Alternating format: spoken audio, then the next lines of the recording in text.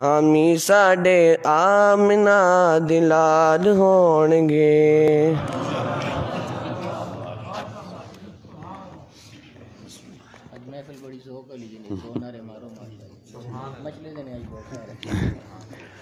माशाअल्लाह,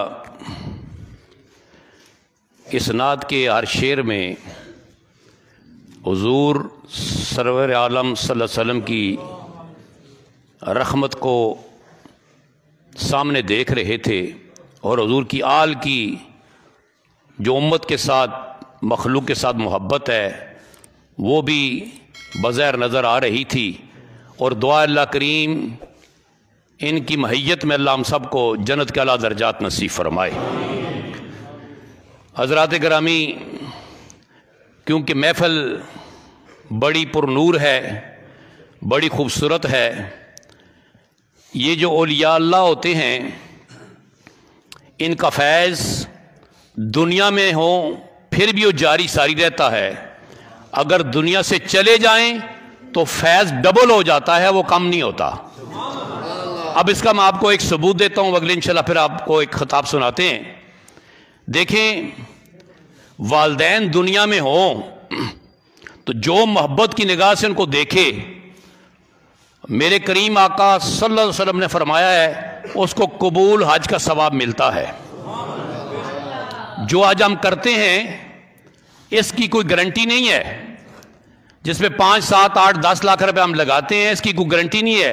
लेकिन मेरे नबी सल्लल्लाहु अलैहि वसल्लम की ज़ुबान अतर से जो अल्फाज निकल गए वो पूरी गारंटी हो गई कि जो मोहब्बत की निगाह से वालिदैन को देखता है कबूल हज का सवाब है। साहबा ने पूछा, या रसूल सल्लल्लाहु अलैहि वसल्लम, अगर वालिदैन दुनिया से चले जाएं तो फिर क्या हो? फरमाया, फिर हर जुमे वाले दिन उनकी कब्र पे जाओ और सूरह यासीन की तलावत करो, अल्लाह करीम फिर तुम्हें कबूल हज का सवाब अता फरमाए। मेरे दोस्तों, ये जिस्मानी लिहाज से बाप बनता है जिनके जरिए हम दुनिया में आए। अल्लाह ने यह फजीलत अता फरमाई उनको, जो हमारी रूहों को और दिलों को पाक करते हैं। फिर वो हमारे रूहानी बाप बनते हैं जिनको पीर और मुर्शिद कहते हैं। फिर देखे ना, फिर उनका फैज़ किस तरह जारी और सारी रहता है। क्योंकि कुछ अरसे के बाद लोग वालिदैन को भी भूल जाते हैं, बाप दादे को भूल जाते हैं, लेकिन जिसके हाथ में हाथ दे दें नस्ल दर नस्ल वो उनकी ताबेदारी करते रहते हैं, इसलिए कि रूह को मौत नहीं आती। ये हमारा रूहानी तल्लक है और इंशाअल्लाह इसको अल्लाह ताला हमारी नस्लों में भी क़यामत तक कायम दायम रखे। अब क्योंकि एक ज़ौक़ पैदा करना है, अब जिस मुकर्रर को मैं बुलाऊंगा वो भी इंशाअल्लाह अजीज़, ये जो रायवेंट है ना, मैं इसको मुस्तफ़ाबाद कहता हूँ। वैसे लफ्ज़ तो ये रायवेंट है लेकिन मैं इसको मुस्तफ़ाबाद कहता हूँ, इसलिए कि वहाँ से बहुत से ऐसे खूबसूरत हीरे निकले हैं और वो हमारे पास भी अभी मौजूद हैं। हम उनकी गुफ्तगू सुनेंगे, लेकिन उनके आने से पहले हमने थोड़ा जागने का सबूत देना है, इसलिए थोड़ा सा मेहरबानी मेरे साथ साथ दें। नारे तकबीर, माशाअल्लाह माशाअल्लाह, मजमा बड़ा खूबसूरत है और ज़ौक़ भी बड़ा जोरदार है इंशाअल्लाह। नारे तकबीर, नारे रिसालत, नारे रिसालत, हम सब के मानने वाले हैं।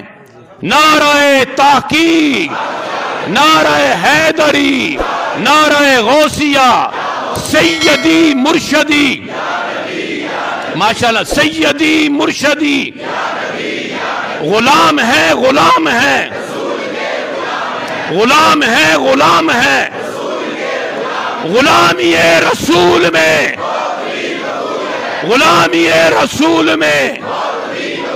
डराएंगी बला किसे ये रास्ते की सख्तियां, डराएंगी बला किसे, डराएंगी बला किसे। हम अज़मत रसूल के, हम अज़मत रसूल के, हम चादर बतूल के, हम रोज़ा रसूल के। नारे रिसालत, फैज़ान सदरिया, फैज़ान सदरिया, हज़रत पीर जी, हज़रत साहिबजादा जी, जीवे जीवे, जीवे जीवे, जीवे जीवे, नारे रिसालत। अब मैं अगले खिताब के लिए हज़रत अल्लामा अबैदुल्लाह साहब से गुजारिश करूँगा वो आएँ और अपने मलफूसात से हमारे दिलों को गरमाएँ। आप गौर से खिताब सुने और इंशाअल्लाह आप दिलों में जगह दी।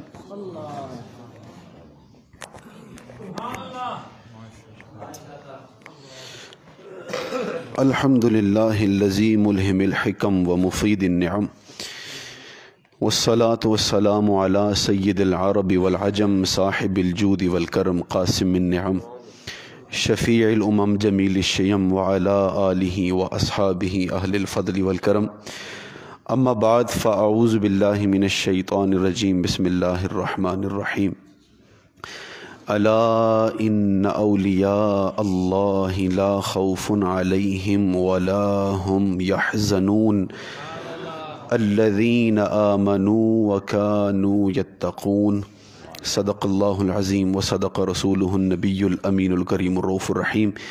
ایک مرتبہ مل کر سرور عالم رحمت عالم جان عالم صلی اللہ علیہ وآلہ وسلم کی بارگاہ میں درود و سلام کا نذرانہ پیش فرمائیے۔ الصلاۃ والسلام علیک یا سیدی یا رسول اللہ، الصلاۃ والسلام علیک یا سیدی یا حبیب اللہ وعلی آلک واصحابک یا رحمۃ للعالمین۔ نگاہ ولی میں وہ تاثیر دیکھی کہ بدلتی ہزاروں کی تقدیر دیکھے۔ اللہ رب العزت کا بے پایاں فضل اور احسان ہے کہ اس نے ہمیں اس خوبصورت مسجد میں، اس خوبصورت خانقاہ میں، اور اتنے خوبصورت آقا نعمت اللہ ان کا سایہ ہمارے سروں پر دراز فرمائے، ان کی صحبت میں بیٹھنے کی توفیق عطا فرمائیے۔ ہم سب بڑے حضرت صاحب حضرت معظم قاضی محمد صدر الدین رحمۃ اللہ علیہ کے عرس مبارک کے سلسلے میں یہاں پر حاضر ہیں۔ حضرت معظم رضی اللہ تعالیٰ عنہ کی جو شخصیت ہے سامعین گرامی قدر، ایک مرتبہ ہم حضرت صاحب کی بارگاہ میں بیٹھے ہوئے تھے نشست کے اندر، تو حضرت صاحب کی زندگی پر حضرت صاحب بڑے حضرت صاحب نے کتاب لکھی ہے حیات صدری، آپ تمام احباب جانتے ہیں۔ وہ پڑھنے کے بعد ایک تاثر پیدا ہوتا ہے، ایک ادراک انسان کو حاصل ہوتا ہے، ایک فہم حاصل ہوتا ہے، اور وہ یہ حاصل ہوتا ہے کہ حضرت معظم رحمۃ اللہ تعالیٰ علیہ اس زمانے میں پیدا ہونے کے باوجود اس زمانے کے نہیں تھے۔ آپ کی شخصیت میں، آپ کی فطرت میں، آپ کی صلاحیتوں میں، آپ کے پیکر مبارک میں اللہ تعالیٰ نے جو خصوصیات رکھی تھیں، جو صلاحیتیں رکھی تھیں، جو آپ کا زندگی کا دورانیہ تھا، جو آپ کی عادات مبارکہ تھیں، جو آپ کی پسندیدہ چیزیں تھیں، جو آپ کا شعور تھا، جو فہم تھا، وہ سب چیزیں اگر آپ ملا کر دیکھیں تو ایسے لگتا ہے کہ ہم کسی قرون اولا کے بزرگ کی حیات کو پڑھ رہے ہیں، کسی صحابہ کرام کے درمیان بیٹھنے والے تبع تابعین یا تابعین کی حیات میں سے کسی کی حیات پڑھ رہے ہیں۔ کبھی یوں لگتا ہے کہ کسی صحابہ کرام کی بارگاہ میں بیٹھنے والے کسی مفسر کی حیات کو پڑھ رہے ہیں۔ کبھی لگتا ہے اگر حضرت معظم رحمۃ اللہ علیہ کی حدیث کی تشریحات کو سنیں تو یوں لگتا ہے کہ جس طرح حضرت ابو سفیان ثوری کی بارگاہ میں بیٹھے ہوئے ہیں، امام بخاری کی بارگاہ میں بیٹھے ہوئے ہیں۔ تو حضرت صاحب سے بھی میں نے اپنا یہ معافی ضمیر رکھا کہ حضرت صاحب یوں لگتا ہے کہ حضرت معظم رحمۃ اللہ تعالیٰ علیہ کی ذات جو ہے وہ تھی تو اسی زمانے میں، لیکن آپ کی شخصیت کوئی قرون اولا کی تصویر تھی،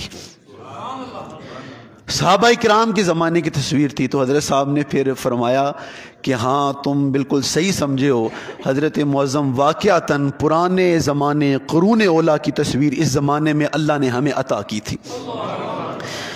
یہ جو خانقاہیں ہوتی ہیں، میں سمجھتا ہوں کہ ان کو سمجھنے کے لیے ایک مثال کے طور پہ، جس طرح ہم دھوبی گھاٹ اگر کبھی دیکھیں نا، دھوبی گھاٹ جہاں پر دھوبی جو ہوتا ہے اس کے ہاتھ میں کپڑے ہوتے ہیں، اور وہاں پر وہ پٹخ پٹخ کر ان کپڑوں سے میل نکالتا ہے، اور کسی ایک ریشے کے اندر بھی میل رہنے نہیں دیتا، یوں محنت کے ساتھ پٹخ کر وہ ایک ایک ذرہ میل کا نکال کر باہر رکھ دیتا ہے۔ یہ خانقاہیں بھی ان دلوں کی میلوں کی دھوبی گھاٹ ہوتے ہیں۔ یہاں پر جو آ جاتا ہے، جو حاضر ہو جاتا ہے، وہ چاہے سارے زمانے کا سیاہ کار انسان ہو، میری طرح سیاہ چہرہ سیاہ دل لے کر آیا ہو، لیکن وہ حضرت معظم اور حضرت صاحب کی ایک نگاہ کی مار ہوتا ہے، خدا کی قسم ایک نگاہ کی مار ہوتا ہے۔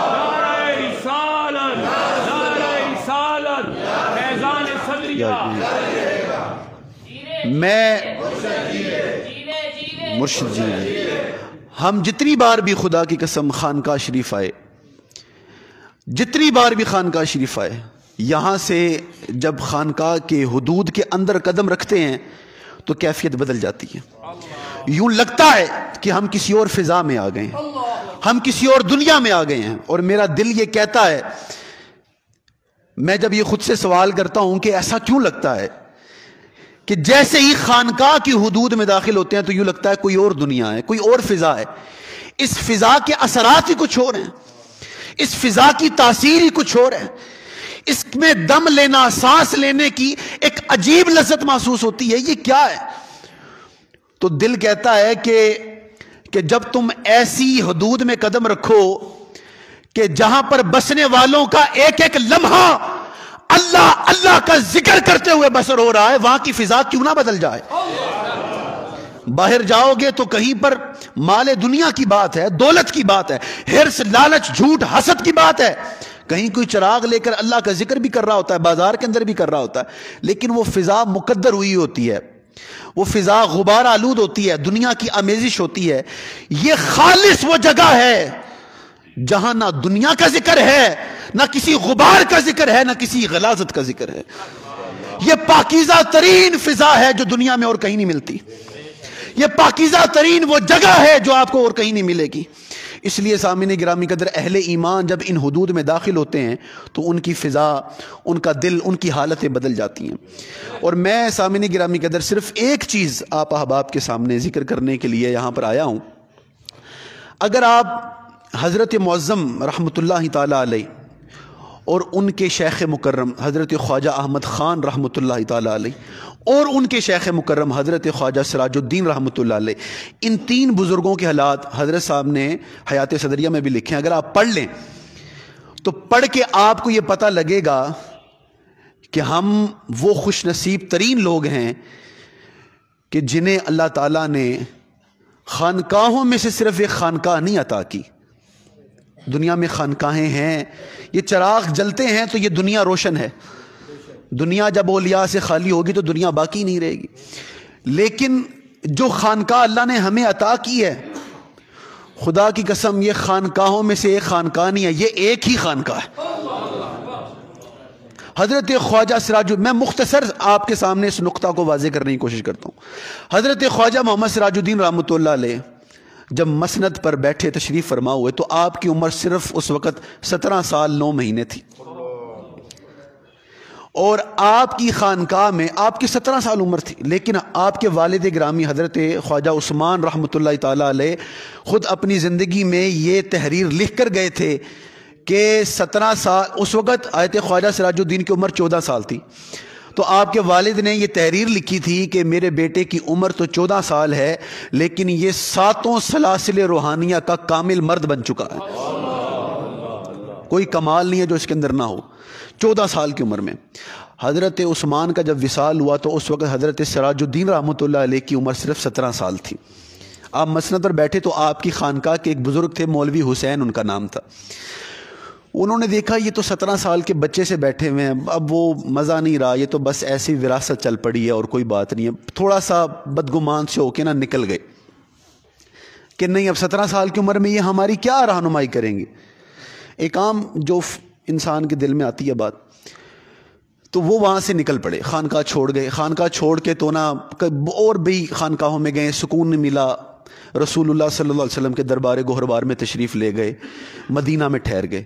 مدینہ میں کچھ دن ٹھہرے تو وہاں پر حاجی امداد اللہ مہاجر مکی رحمۃ اللہ علیہ کے ایک خلیفہ آئے ہوئے تھے، بہت بڑے اللہ کے ولی ہیں حضرت خواجہ امداد اللہ مہاجر مکی رحمۃ اللہ علیہ. ان کے خلیفہ آئے ہوئے تھے, ان کے پاس حاضر ہوئے مولوی محمد حسین صاحب, اور ان سے عرض کرنے لگے حضور آپ اللہ کے بڑے ولی ہیں, حضور کے دربار میں آپ کو اللہ نے شرف دیا ہے حاضری کا, یہ تو بتائیں کہ اس وقت دنیا کے اندر کامل ترین لوگ کہاں بستے ہیں جن کا ولایت میں کوئی ثانی نہ ہو, مثال نہ ہو. تو وہ فرمانے لگے کہ میں تمہیں نا یہ کل بات بتاؤں گا, ابھی میں فی الحال اس کا جواب دینے کی پوزیشن میں نہیں ہوں. تو انہوں نے کہا جی ٹھیک ہے. ایک روز گزرا, وہ اگلے دن حضرت خواجہ امداد اللہ مہاجر مکی رحمۃ اللہ علیہ کے خلیفہ کی بارگاہ میں چلے گئے, اور وہاں جا کر کہنے لگے جی حضور آپ نے کہا تھا کہ کل میں بتاؤں گا, تو اب آپ مجھے بتائیں ذرا پھر کیا حالات ہیں, کون ہے اس وقت دنیا میں کامل ترین شخصیات. تو آپ نے فرمایا اللہ نے مجھے جن شخصیات پر مطلع کیا ہے جو اس وقت کائنات میں دنیا میں سب سے کامل ترین لوگ ہیں, وہ صرف دو ہیں. ایک مصر میں ہے, بہت ضعیف ہو چکے ہیں, ایک مصر میں ہے بہت ضعیف ہوئے, ایک ہندوستان میں ہے ابھی شباب ان کے اوپر ہے, ابھی نوعمر ہی نہیں ہے, اور ہندوستان میں ہے. تو مولوی حسین صاحب فرماتے ہیں کہ جب میں نے یہ سنا نا کہ وہ بالکل نو عمری کے اندر ہندوستان میں ایک خانقاہ کا سجادہ نشین ہے جو اس وقت کائنات میں سب سے افضل اور باکمال ہستی ہے, تو میرے دل نے فوراً کہا او مولوی حسین تو سب سے بڑی خانقاہ چھوڑ کے ادھر آ گیا ہے, تو 17 سال کی عمر دیکھ کے بدگمان ہو کر آ گیا ہے. دیکھ تجھے آقا کی بارگاہ سے یہ سند دی جا رہی ہے کہ وہ 17 سال کی عمر کا نوجوان دنیا میں سب سے بڑا باکمال ترین مرد ہے. بھاگے وہاں سے حضرت خواجہ سراج الدین. تو یہ یہاں سے ہمیں ایک اشارہ مل گیا کہ حضرت خواجہ سراج الدین رحمۃ اللہ علیہ اس وقت دنیا میں سب سے باکمال ترین شخصیات میں سے ایک تھے, جن کا ثانی روحانیت میں معرفت میں اور کوئی نہیں تھا. یہ مدینہ شریف سے حضور کی بارگاہ سے یہ سند ہمیں مل گئی. اب آگے چلیں. واپس مولوی محمد حسین صاحب آئے خانقاہ میں, جب داخل ہوئے تو سامنے حضرت خواجہ محمد سراج الدین بیٹھے ہوئے تھے. تو وہ جب بزرگ مولوی محمد حسین صاحب داخل ہو رہے تھے نا, تو خواجہ محمد سراج الدین رحمۃ اللہ علیہ کو دیکھا, اور دیکھ کر میاں والی کی زبان میں, ہماری آبائی زبان ہے, تو فرمانے لگے کہ مولوی صاحب وقت چھوڑا نے بس پہ گئے ہو. پھر جاتکا نے ہاتھ لگ گئے ہو, پھر آپ بچوں کے ہاتھ لگ گئے, تو بڑے نادم ہوئے. حضرت خواجہ محمد سراج الدین اپنے وقت کی مال ترین شخصیت, ان کا ثانی کوئی نہیں تھا. ان کے پاس پہنچے ہمارے بڑے حضرت صاحب حضرت معظم کے مرشد گرامی خواجہ احمد خان رحمۃ اللہ علیہ, وہاں سلسلہ طے کیا, اور حضرت خواجہ احمد خان رحمۃ اللہ علیہ خواجہ محمد سراج الدین کے اتنے منظور نظر تھے کہ حضرت خواجہ محمد سراج الدین نے فرمایا تھا اے احمد, درس بھی دیا, اتنے منظور نظر ہوئے کہ خواجہ احمد خان کو فرمایا کہ اے مولوی احمد خان, اللہ نے جو کچھ میرے سینے میں ڈالا تھا میں نے تیرے سینے میں ڈال دیا. اپنی وقت کے باکمال ترین شخصیت نے, سب سے باکمال ترین ولایت اور معرفت میں سر فہرست جن کا نام مدینہ میں لیا گیا تھا, انہوں نے اپنی ساری امانتیں خواجہ احمد خان کے سینے میں رکھ دی. اور پھر وہاں خواجہ احمد خان نے خانقاہ سراجیہ قائم کی, اور وہاں پر ہمارے حضرت معظم پہنچے, اور حضرت معظم رحمۃ اللہ تعالیٰ نے, اب وہ کثیر باتیں حیات صدریہ میں موجود ہیں, حضرت معظم رحمۃ اللہ علیہ نے جب حضرت خواجہ احمد خان رحمۃ اللہ علیہ کے پاس سلسلہ طریقت اور سلوک کی راہیں طے کی, اور فیضان نقشبندیہ اور مجددیہ کے امین ہوئے, اور جب آپ مکمل ترین ہو گئے اپنے سلوک کے اندر, تو حضرت خواجہ احمد خان رحمۃ اللہ علیہ ہمارے حضرت صاحب حضرت معظم رحمۃ اللہ علیہ کو رخصت کرنے کے لیے بار تک چھوڑنے کے لیے آئے, اور چھوڑتے ہوئے حضرت صاحب نے یہ لفظ لکھے ہیں, ہمارے بڑے حضرت صاحب نے حضرت قاضی عبد الدائم دائم مدظ اللہ العلی نے لکھے ہیں. فرماتے ہیں کہ خواجہ احمد خان نے فرمایا رحمۃ اللہ علیہ کہ اے قاضی صدر الدین رحمۃ اللہ علیہ, کہ میرے سینے کو خواجہ سراج الدین رحمۃ اللہ علیہ نے جس فیض, جن تجلیات اور جن اروار و برکات کا امین بنایا تھا, جن تجلیات کا امین سینہ خواجہ احمد خان تھا, وہ احمد خان نے وہ سارا خزانہ تیرے سینے میں منتقل کر دیا. باکمال ترین شخصیت کے امین بنے خواجہ احمد خان, اور باکمال ترین اس خزانے اور معرفت کے امین بنے ہمارے حضرت معظم. تو سامعین گرامی قدر, یہ لنک بتاتا ہے, یہ واسطہ بتاتا ہے, یہ تعلق بتاتا ہے کہ حضرت قاضی محمد صدر الدین رحمۃ اللہ علیہ کا سینہ اس دنیا کے باکمال ترین لوگوں کے تجلیات، معرفتیں اور ان کے انوار باطن کا امین ہے۔ اور خدا کی قسم آج بھی حضرت معظم کی دہلیز پار کریں، آپ کو پتہ لگ جائے گا میں کس کی بارگاہ میں بیٹھا ہوں۔ کوئی پردہ نہیں ہے، حضرت معظم کے دربار میں چلے جائیں، آپ کی قبر انور سے ایسی تجلیات باہر آتی ہیں، ایسی باہر آتی ہیں کہ ہم جب یہاں سے 2 دن 3 دن جتنے ہمارے مقدر میں ہوں خانقاہ میں گزار کے باہر جاتے ہیں، میں اپنی بات کرتا ہوں، کچھ محسوس ہو نہ ہو، میرا دل مجھے یہ گواہی دیتا ہے کہ ستھرا ہو کے جا رہا ہے، ستھرا ہو کے جا رہا ہے۔ اور یہی اللہ تعالیٰ نے قرآن حکیم میں سورۃ الاعلیٰ میں فرمایا، قد افلح من تزکا، کامیاب ہو گیا وہ شخص جس نے دل کا ویڑا پاک کر لیا، جس نے دل کو ستھرا کر لیا۔ اللہ نے فرمایا کامیاب وہ ہے۔ ہمارے نزدیک کامیابی کچھ بھی ہو، میں وہ بتا رہا ہوں کہ اللہ کے نزدیک کامیاب وہ ہے کہ جس نے دل کا تزکیہ کر لیا، دل کو صاف کر لیا۔ اور یہ دولت جتنی یہاں پر ملتی ہے آپ کو بڑے بڑی خانقاہوں میں نہیں مل سکے گی۔ اللہ تعالیٰ ہمیں صحیح نیت کے ساتھ حضرت صاحب کی بارگاہ میں حاضر ہو کر با ادب رہ کر یہاں پر ہمیں حضرت صاحب کی توجہات عالیہ حاصل کرنے کی توفیق عطا فرمائے۔ وما توفیقی الا باللہ وما علیہ الا البلاغ المبین۔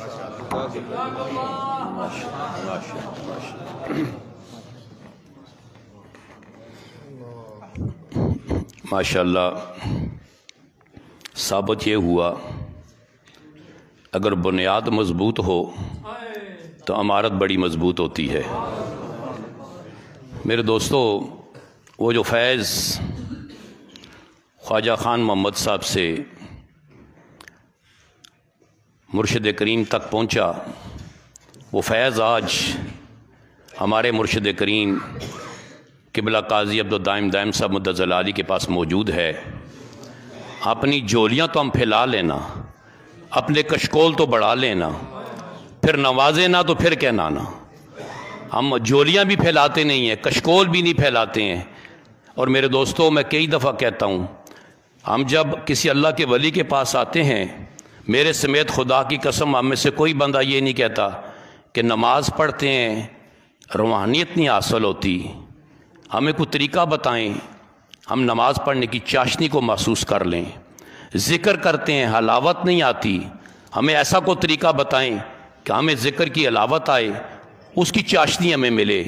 ہمیں ایسا طریقہ بتائیں کہ ہم حضور کی بارگاہ میں مقبول نظر ہو جائیں۔